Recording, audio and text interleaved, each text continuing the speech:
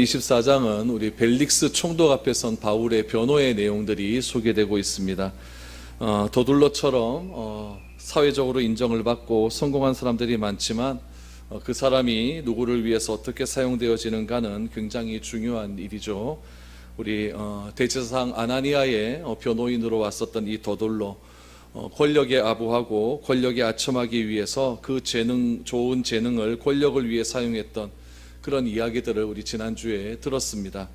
오늘은 도둘러의 기소에 대해서 바울의 항변에 대한 말씀입니다. 바울이 어려운 상황들, 두려운 상황 속에서도 부활의 소망을 가지고 담대하게 말할 수 있었던 이유가 무엇인지 바울의 변론을 우리가 계속해서 한번 들어볼 수 있기를 원합니다. 16절 말씀 한번 보시죠. 이것으로 말미암아 나도 하나님과 사람에 대하여 항상 양심에 꺼리낌이 없기를 힘쓰나이다. 바울이 지금 앞에서 말한 것은 부활 신앙에 대한 이야기를 했습니다. 자신은 부활의 신앙을 가지고 있다라고 분명히 이야기를 했죠. 부활 신앙 때문에 양심에 꺼리낌 없이 애쓰기를 지금 힘을 쓴다라고 그렇게 이야기를 하고 있습니다. 하나님과 사람에 대해서 항상 양심에 거리낌 없이를 힘쓰나이다. 자기는 한 점 부끄러움이 없이 살았다라고 하는 이야기죠. 이런 이야기가 우리 로마서 9장에 보면은 똑같은 표현들이 나와 있습니다. 우리 로마서 9장 1절과 2절 말씀을 한번 보시기를 바랍니다. 우리 같이 읽어보죠. 시작. 내가 그리스도 안에서 참말을 하고 거짓말을 아니하노라. 나에게 큰 근심이 있는 것과 마음에 그치지 않는 고통이 있는 것을 내 양심이 성령 안에서 나와 더불어 증언하노니. 2절까지 먼저 보겠습니다. 그리스도 안에 있다라고 바울은 말합니다. 그리스도 안에 있다라고 하는 것을 무엇이라고 얘기하냐면은 거짓말을 안 했다라고 하는 표현으로 사용하고 있습니다. 또한 그치지 않는 고통을 내 양심이 성령 안에서 증언한다라고 말을 하죠. 무슨 말이냐면은 사람들은 때와 상황에 따라서 적당하게 말을 한다는 이야기입니다. 없는 것을 있다고 말하는 사람도 있고 있는 것을 없다고 말하는 그런 사람도 있는 것이죠. 눈에 보이는 이익을 위해서 순간에 거짓말을 하게 된다라는 이야기입니다. 그래서 바울은 무엇이라고 이야기하냐면은 나는 양심에 비추어서 부끄러움 없는 삶을 살았다라고 이야기하고 또한 이런 양심에 부끄러움 없이 살아왔기 때문에 지금 자기 자신이 벨릭스 앞에서 말하는 이 변호하는 말조차도 지금 양심에 조금 더 꺼리낌이 없이 그렇게 진실된 말을 한다라고 이야기를 하고 있는 것입니다. 그런데 우리 로마서 9장 3절 말씀을 보면 이렇게 또 이야기하죠. 3절 말씀을 우리 같이 한번 읽어볼까요? 시작. 나의 형제 곧 고륙의 친척을 위하여 내 자신이 저주를 받아 그리스도에게서 끊어질지라도 원하는 바로다. 바울은 자신이 예수님하고 관계가 끊어진다 할지라도 내 형제 내 동족 유대인이 구원을 받을 수만 있다면은 자신은 어떻게 돼도 좋다라고 말을 합니다. 지금 바울이 9장 1절과 2절을 말하는 이유는 무엇이냐면 지금 3절에 말을 하기 위해서 그런 겁니다. 내 동족이 구원을 받기 위해서라면은 자기는 그리스도의 관계가 끊어져도 좋다. 이런 말 자체가 자기는 무엇이라고 이야기하냐면은 참말이고 거짓말이 아니다라고 이야기를 하고 있죠. 그럼 여러분 한번 생각을 해보십시오. 자신의 동족 유대인을 위한 그 사랑이 바울은 이렇게 컸다는 이야기입니다.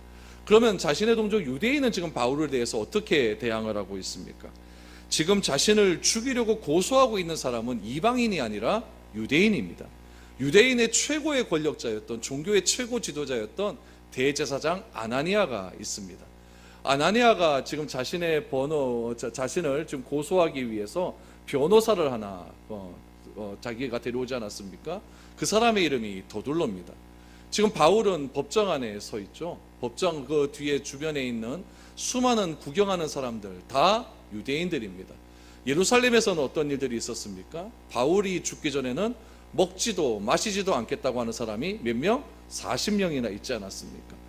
바울이 지금 유대인을 향한 사랑은 어떤 사랑이냐면은 이 사람들이 다 예수님을 믿고 구원을 얻기를 원한다는 마음을 지금 그리스도 예수 안에서 참말을 하고 있다라는 이야기죠. 그런데도 불구하고 이 유대인들이 바울을 대하는 태도는 어떻게 했냐면은 바울의 이런 마음은 하나도 모르고 바울을 지금 죽이려고 하고 있는 그런 상황에 처해 있다고 하는 이야기입니다. 그럼 바울은 왜 그들을 향하여서 이렇게 하나님의 구원을 전하고 있고 또 그들을 향한 자기의 구원이 임하게 된다고 한다면 자기가 예수님과의 관계가 끊어져도 좋다고 할 만큼 그런 이야기를 하고 있을까요? 이유는 딱 한 가지입니다. 바울은 유대인을 사랑했습니다. 자기의 동족을 사랑했고 자기의 가족을 사랑했고 자기의 일가 친척을 너무나 사랑했습니다. 그러나 그 사랑한 그 가족이 그리스도를 모른다고 부인을 하기 때문에 바울의 마음 가운데는 정말 안타까움이 너무나 많이 있었다라고 하는 그런 이야기죠. 지금 바울은 그들을 사랑하고 이런 사랑이 있어야 허다한 두려움을 다 덮어낼 수 있는 것입니다. 여러분, 자녀를 품에 안은 어머니의 모습을 한번 상상 한번 해보십시오. 자녀가 안전에 대한 어떤 문제가 생기게 된다면 어머니는 두려움이 없습니다. 자신을 희생하면서까지도 자녀를 구해내려고 하는 그런 것이 어머니의 마음 아니겠습니까? 어머니가 어떻게 자녀를 향하여서 그렇게 두려움 없이 자녀를 구해내려고 하는 그런 마음이 있겠습니까? 이유는 딱 한 가지입니다. 어머니가 자녀를 사랑하기 때문에 그럴 수 있다는 이야기죠. 우리가 어떤 상황에 대해서 어떤 일에 대해서 두려워하는 까닭은 하나님을 사랑하지 않기 때문에 그렇습니다. 하나님을 사랑하지 않는다면 누구를 사랑하겠습니까? 나 자신만 사랑하는 겁니다. 하나님보다 나를 더 사랑하기 때문에 그 사랑이 두려워, 그 상황이 굉장히 두려워지는 거죠. 이게 무슨 말이냐면은 지금 바울의 상황을 다시 한번 보십시오. 바울은 지금 법정 중앙에 서 있습니다. 지금 왼쪽에는 누가 서 있냐면은 유대의 종교 최고 지도자라고 할 수 있는 대제사장 아나니아가 서 있습니다. 그와 더불어서 그 유대 사회의 최고의 변호사라고 있는 더둘로가 지금 있죠. 바울의 앞에는 누가 있습니까? 그 당시 정치 최고 지도자라고 할 수 있는 벨릭스가 서 있지 않습니까? 뒤에는 바울을 죽이려고 하는 수많은 유대인들의 군중들이 환호성을 막 지르고 있는 것입니다. 그런 상황에서 여러분, 두려워하지 않을 사람이 어디 있겠습니까? 바울은 지금 두려워하는 것이 너무나 당연하다는 이야기죠. 그런데 바울은 그 상황에서 두려워하지 않습니다. 왜 두려워하지 않을까요?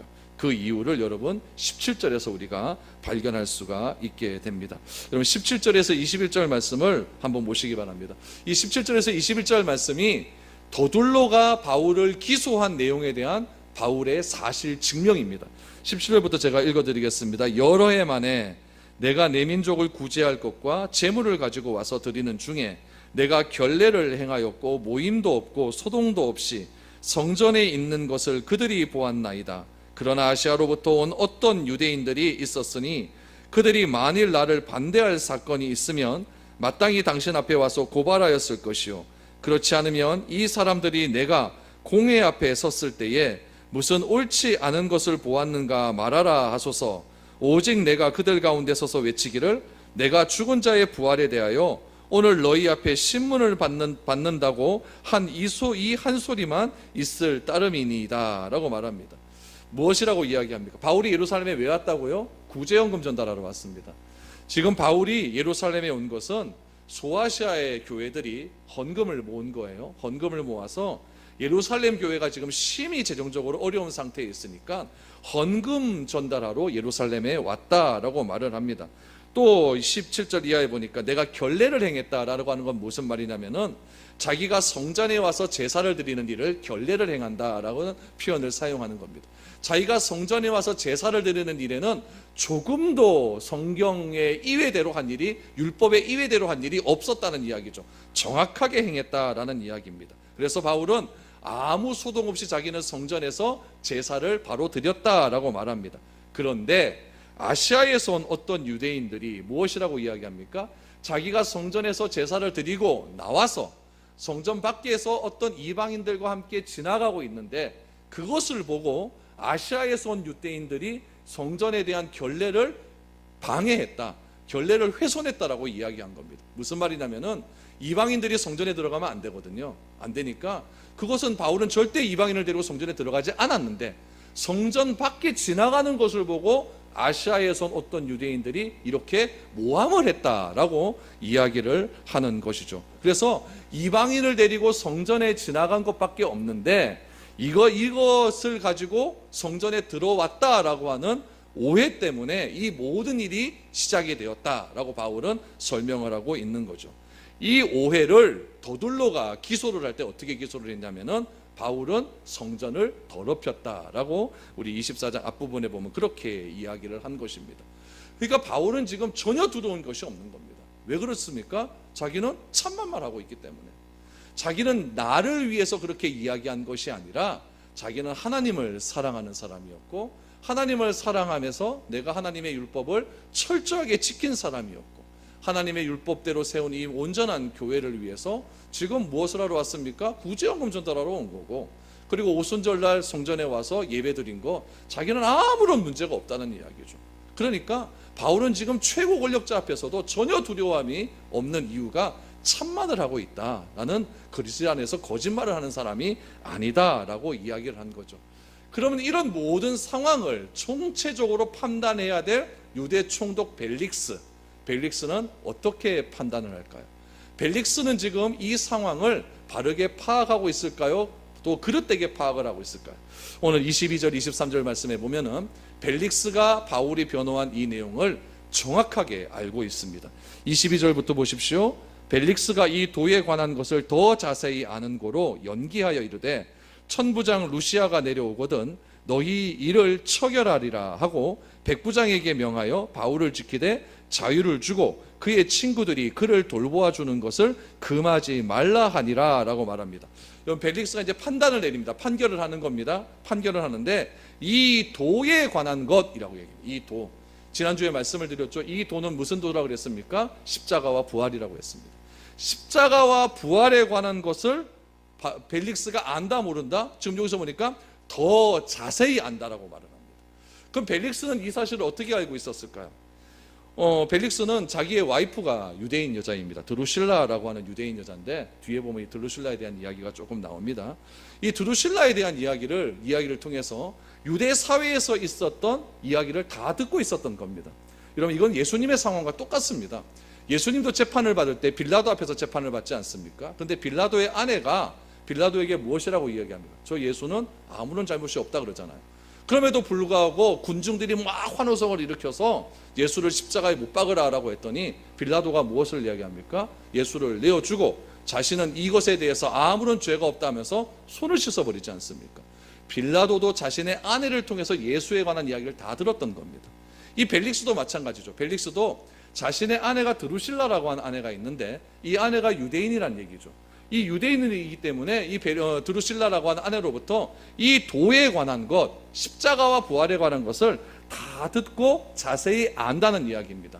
그래서 이것을 연기한다라고 말합니다. 연기한다. 재판을 연기한다는 이야기예요. 그러면 여러분, 이 벨릭스가 이렇게 한 이유가 어디에 있겠느냐, 이거를 우리가 좀 기억을 해야 됩니다. 지금 벨릭스는 바울에게 죄가 있다는 것을 압니까 모릅니까? 죄가 없는 것을 알아요.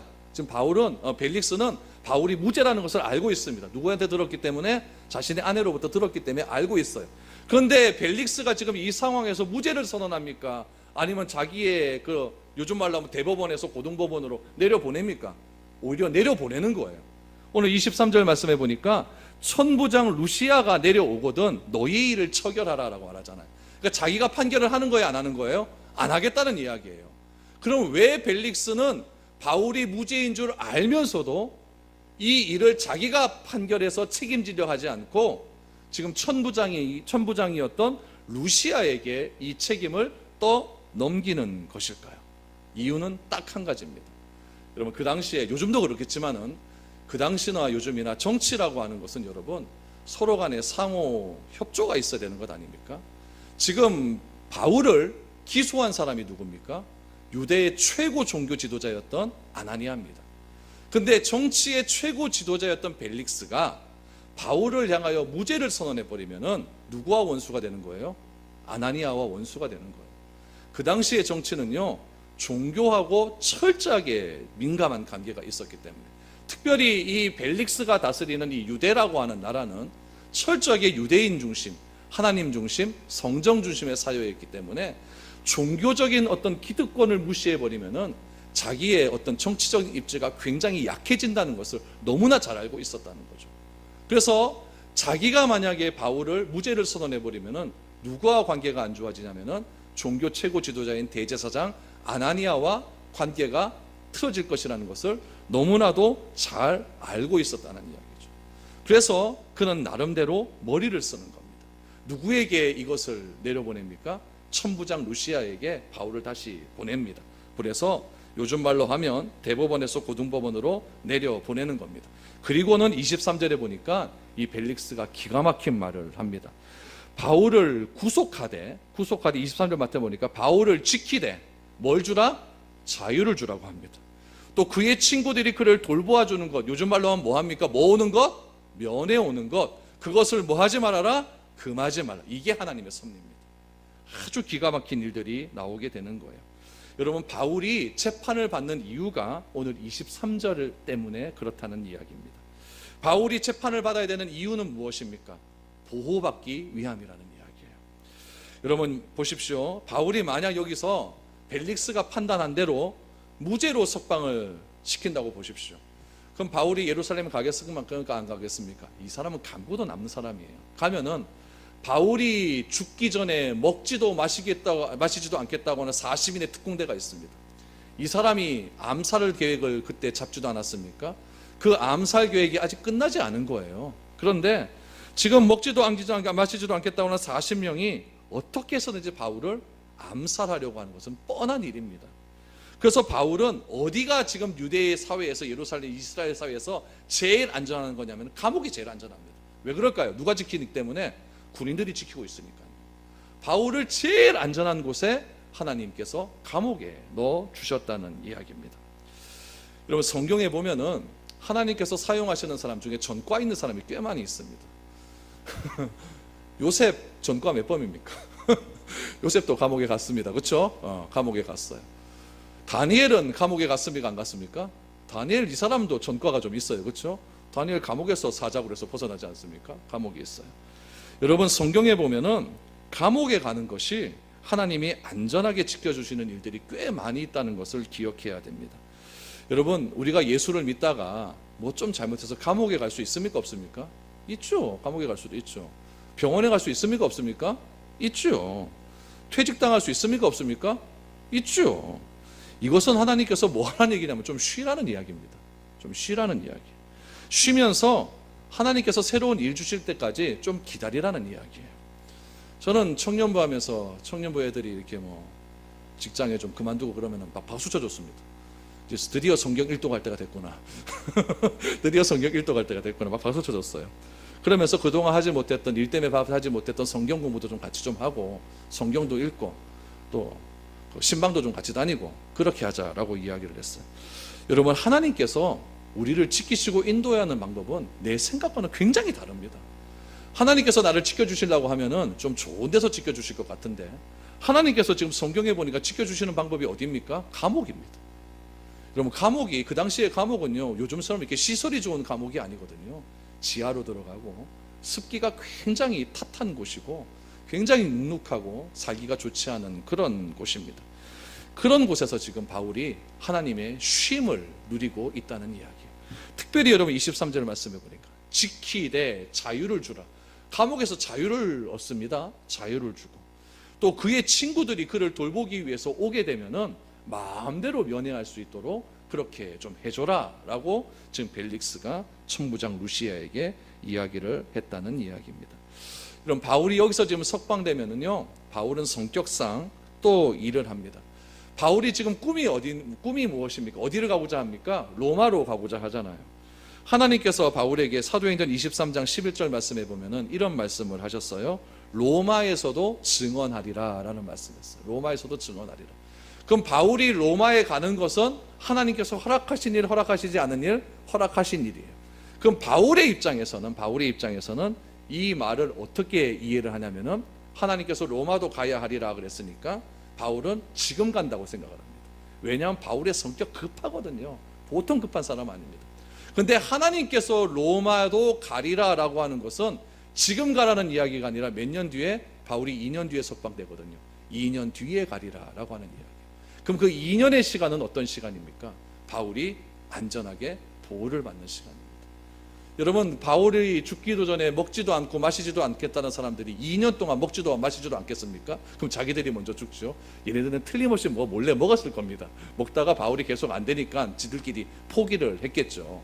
바울이 그렇게 위험한 상황에 처했을 때 하나님께서 이해하지 못하는 일로서 지금 바울을 보호하고 계신다는 이야기입니다.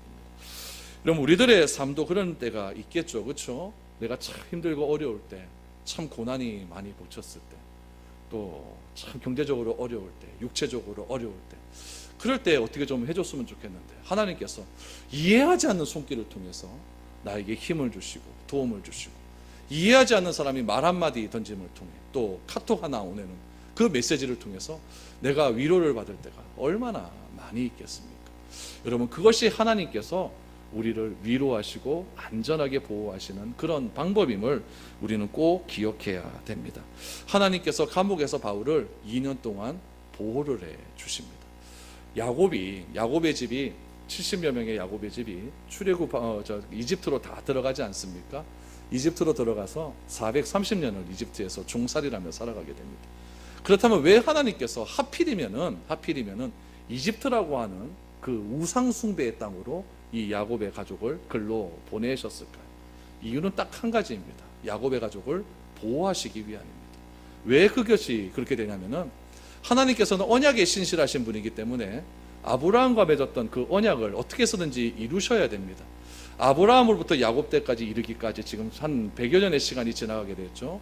하나님께서는 아브라함에게 바다의 모래와 같이 하늘의 별과 같이 자손을 많이 주겠다고 약속했는데 100여 년 지난 지금의 야곱의 가족은 몇 명입니까? 고작 70명입니다. 70명입니다. 그렇게 많은 가족이 되지 않았어요.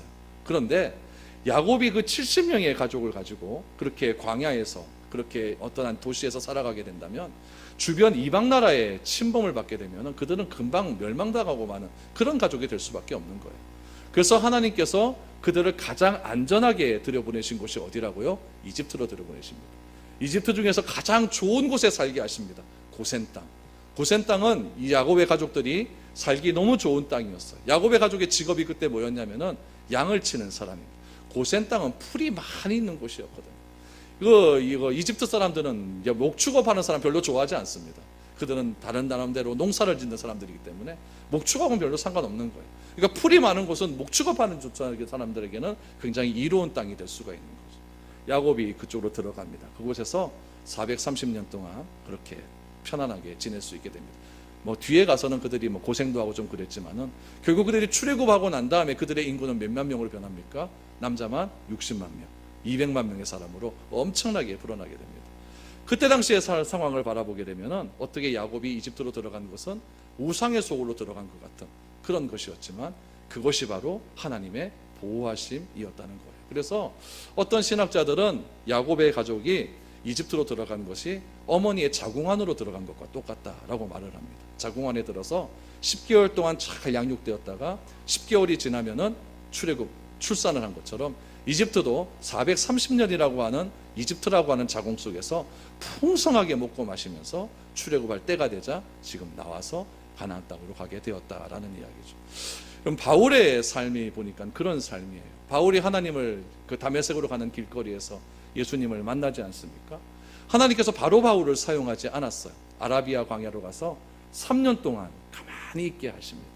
3년 동안 있다가 바울이 다시 예루살렘으로 돌아왔을 때 지금 제자들과 큰 갈등을 겪지 않습니까? 갈등을 겪다가 바나바가 와서 바울과 제자들 사이를 좀 잘 연결을 시켜주려고 했는데 그것도 잘 되지 않으니까 지금 바울이 어디로 가게 되냐면 자기 고향 다소로 가게 됩니다.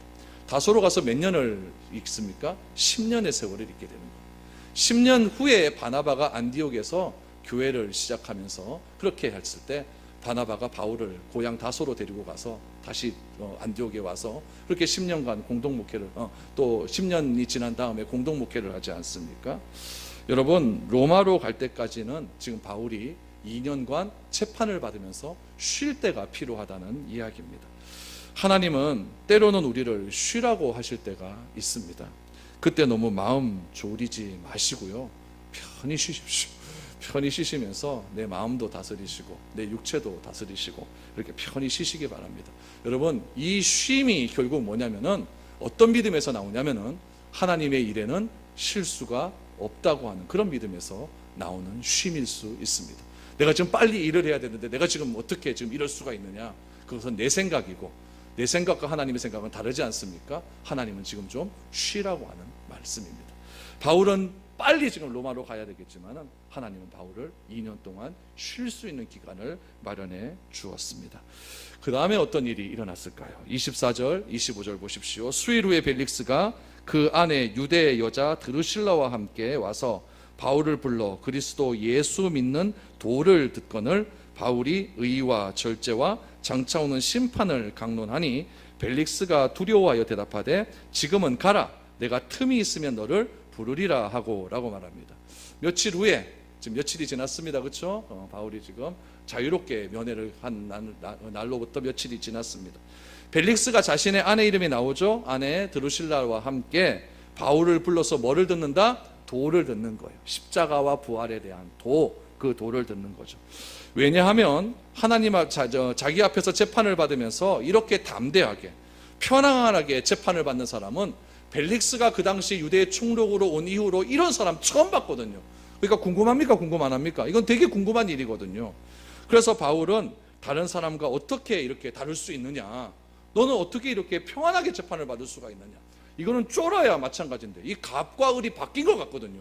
벨릭스가 원래 갑인데 이 벨릭스가 을이 된 것 같고 바울이 이게 갑이 된 것 같아요. 이게 너무너무 궁금한 거죠. 여러분, 그것을 가리켜서 성경을 보면 무엇이라고 얘기하냐면은 영향력이라고 이야기하고, 더둘로는 이러한 바울의 영향력을 오늘 저 앞에 5절 말씀에 보면, 24장 5절 말씀에 보면은 바울을 기소할 때 뭐라고 얘기했냐면은 전염병이라고 얘기했습니다.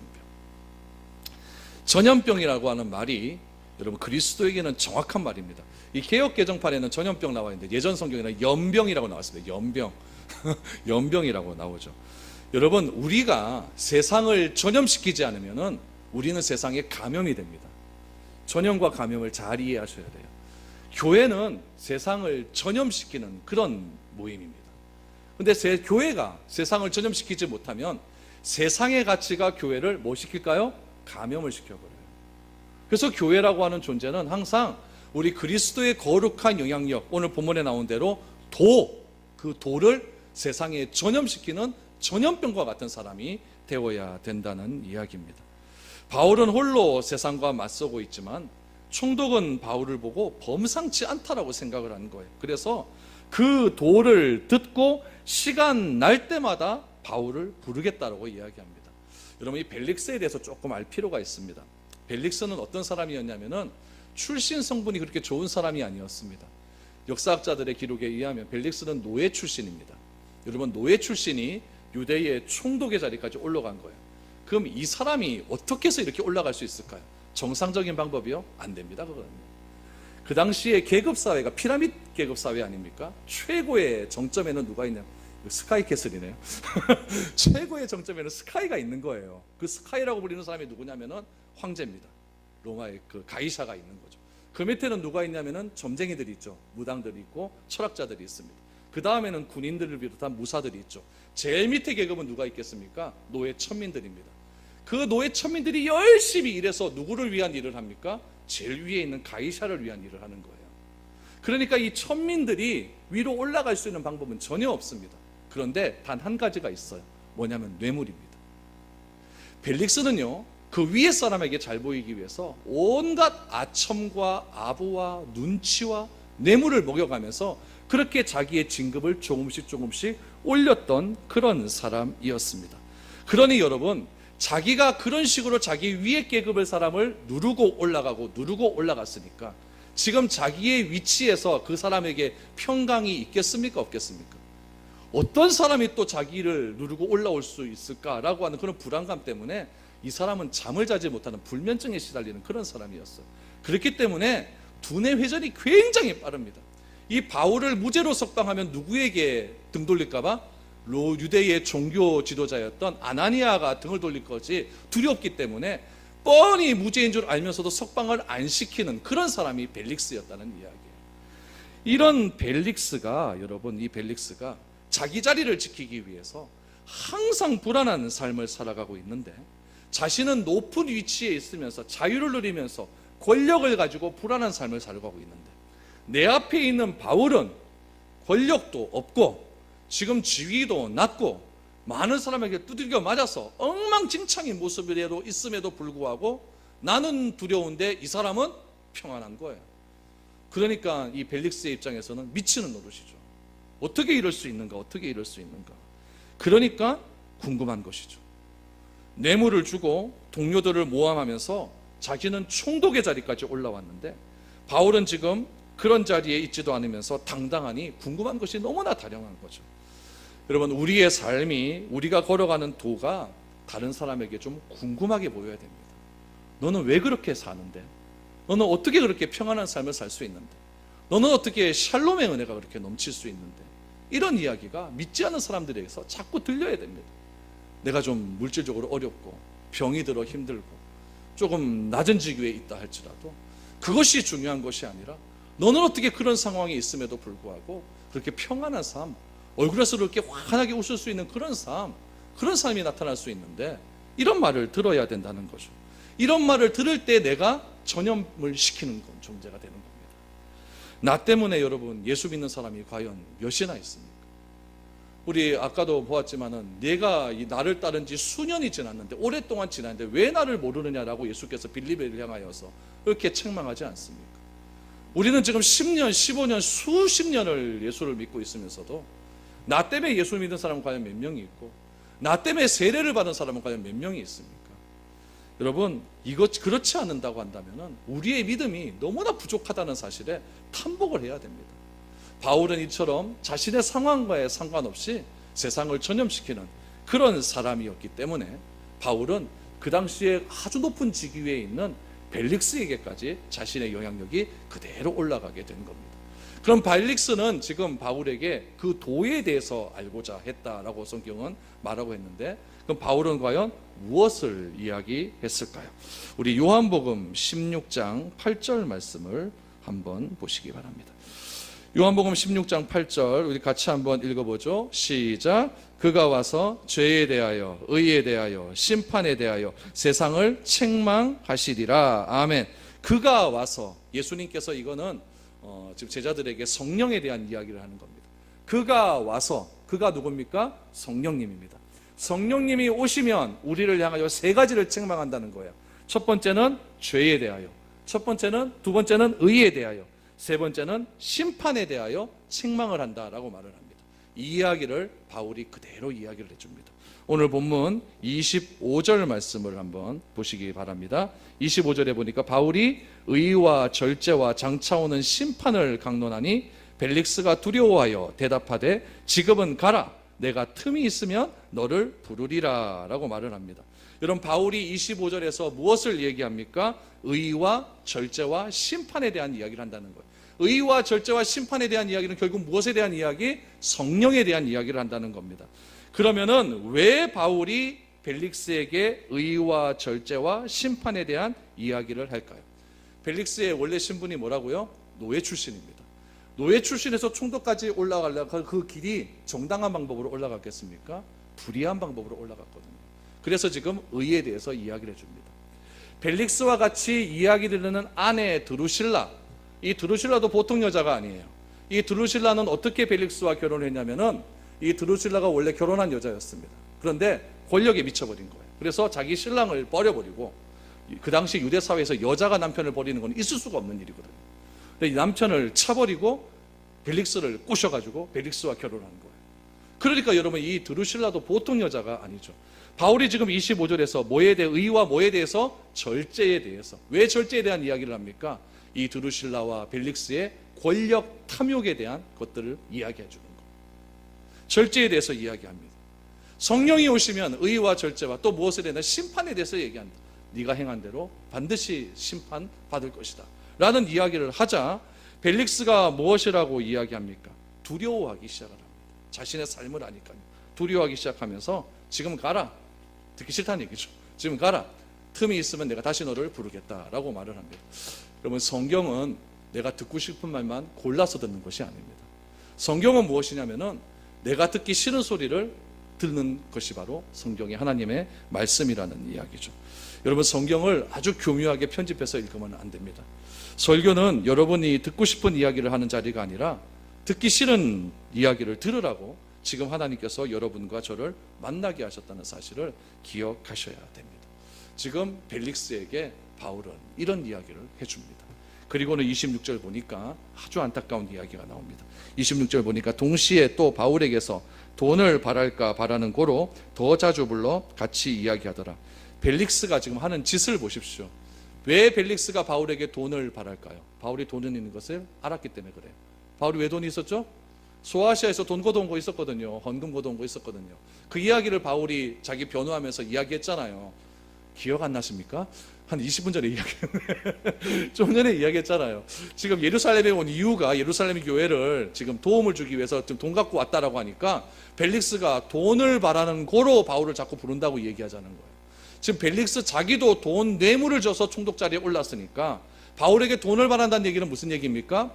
돈 나한테 주면 석방시켜줄게, 이 얘기예요. 지금 돈 바라는 보로 자꾸 더 자주 불러 이야기를 했다는 이야기입니다.